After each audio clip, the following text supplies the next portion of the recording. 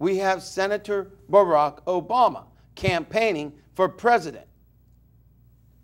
But we also have racism, sexism, and ageism involved in this election. Now, when I vote and get to the polls November the 4th, I will not be voting for a person because of their race. I will not be voting for a person because of their gender or because they are older. Some have asked, can we afford to have Barack Obama in because of his younger age and supposed inexperience, especially on foreign policy? On the other hand, people have said, can we afford to have John McCain in because he's 72 years old, and if he gets elected and then reelected, by the time he leaves, should he fill out, serve out his term, he would be 80 years old. Well, actually, those issues are why I decided We Are Ready is the name. You see, America, we are ready to elect an African American for president or Black American for president. I don't like these titles, but let's call it what it is. We are ready to elect a black man, a woman who was campaigning, or an older adult for president. We need to quit being sexist, ageist, and racist.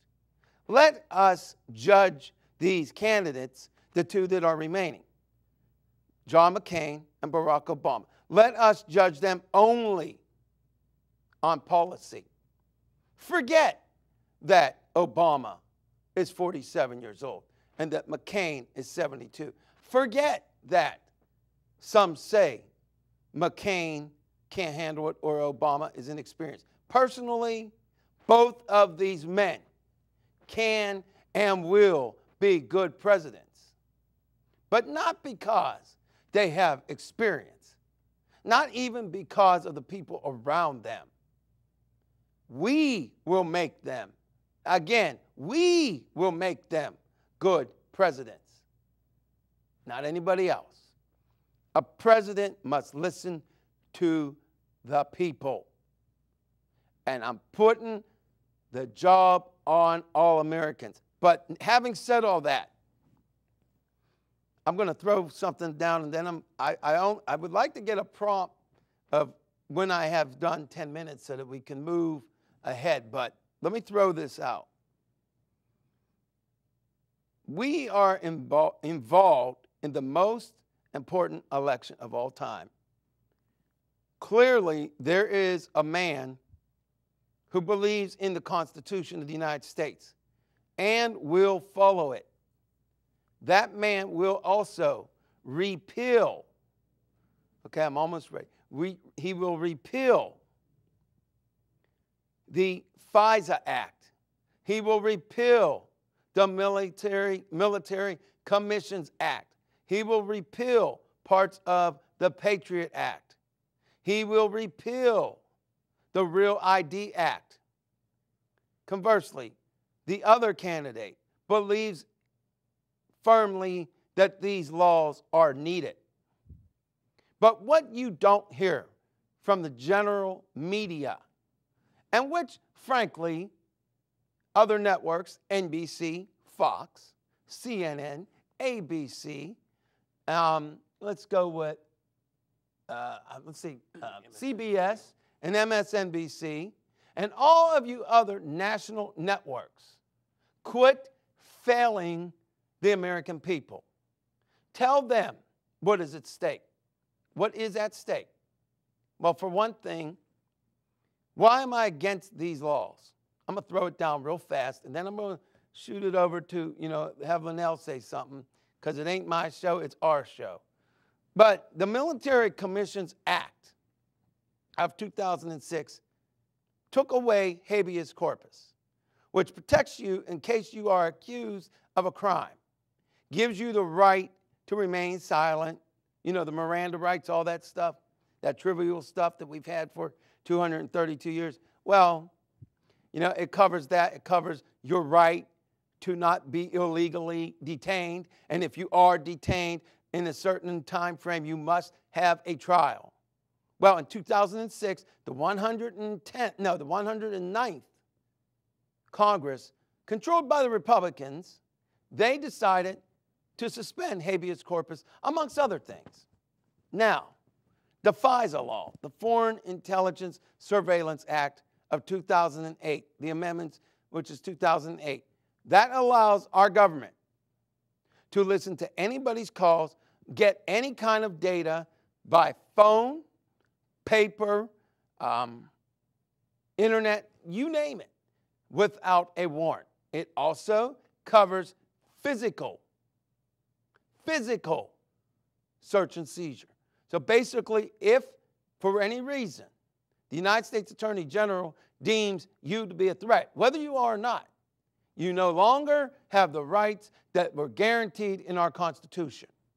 The Real ID Act, on the other hand, makes every state give every American an ID card. Your new license will be a national ID card. So understand something. If you do not possess this ID card, you won't be able to get a bank account. You won't be able to see your U.S. Senator, so on and so forth. So yes, I had more paperwork to read. Unfortunately, it looks like I left it at home. But I want you to know something. These laws in general were unanimously supported by the Republican Party. Now, that may sound partisan. Not going to happen. Because you see, in July of this year, under a Democratic-controlled Congress, they extended FISA. And 27 Democrats in the Senate voted in favor of it. Both parties have failed us. So, quickly getting back to why this election is important. I'm going to close this part in a minute, but this election is important because we can either vote for a man who will restore the Constitution, restore the rights guaranteed in that Constitution, and give us the privacy and rights we've always had, which was guaranteed us by our forefathers, or we can vote for a man who doesn't see anything wrong with spying on us and so on and so forth.